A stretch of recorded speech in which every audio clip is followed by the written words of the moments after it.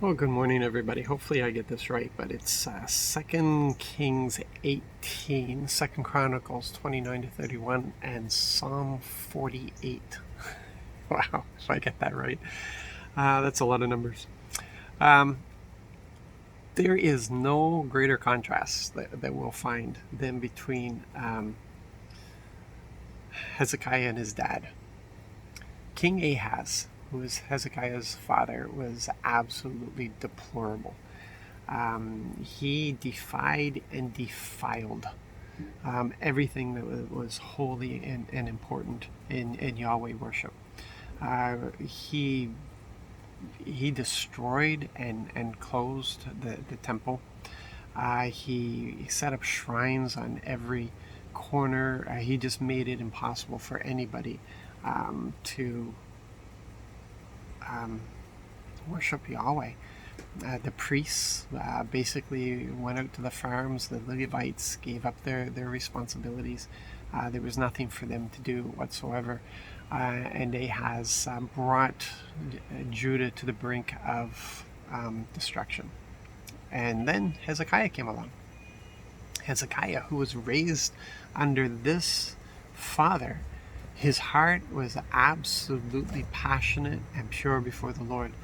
And his only desire was to see Judah worship Yahweh. So when he became king, he came in and he did the absolute opposite of his father. He opened up the sanctuary. They purified the sanctuary. They brought the worship back in. And it said that there was no king like Hezekiah since the time of David. The reforms that he brought in, and everything was pretty amazing. And it was important because of what was coming up. They had to get the relationship right because the things that they were about to face would overwhelm them and destroy them if the relationship wasn't right. And as it was, it was very, very, very difficult. Not an easy thing for them to face whatsoever. And so they, and this is the thing. Hezekiah had no idea what was coming. He was not getting the nation renewed because of what was coming. He wasn't doing this because of something that he was hoping to get from Yahweh at all. It was just his desire to see the nation of Judah being in the relationship that it was raised up to be in. That was his heart. That was his desire. There are times where we ignore that relationship until we get to a point where we feel that we need that relationship because of some impending disaster, because of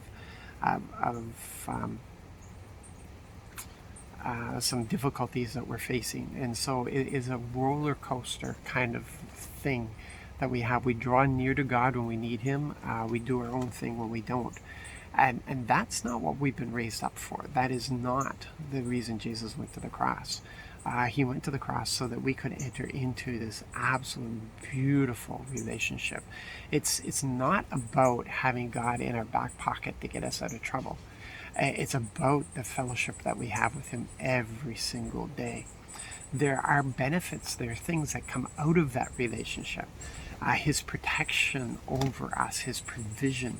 But we don't have a relationship with Him so that we could be provided for. We don't have that relationship with Him so that we have His protection. It's because of the relationship we have that these things come out of it. It might seem like such a subtle difference, but it's important. It's really important, and I would encourage you to consider that. Where are you? Because if you are where you're supposed to be, then just having a relationship with Jesus Christ is over the top for you. You love spending time with Him. You talk with Him all day. You enjoy Him. You burst out in worship at times. You can see what He's doing. You can see His hand. You can hear His voice. He's just really involved with you. But if you're that person that he's a get out of jail free card. You keep him in your back pocket, then you really don't have much to do with him, and you don't understand what's going on in the world, and you don't understand all these evils, and you'd ask the question, if God is so loving, why does he allow all this stuff to happen? Because see, if you have a daily relationship with him, if the relationship is what matters, you wouldn't ask that question.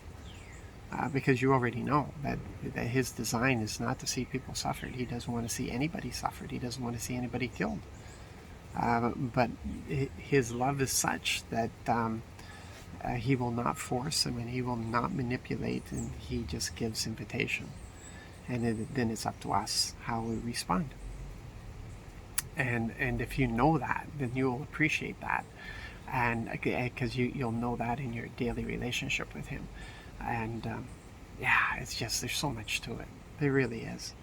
But there is a real subtle difference here. It's a vital one. It's really important, and I pray you get it right. God bless.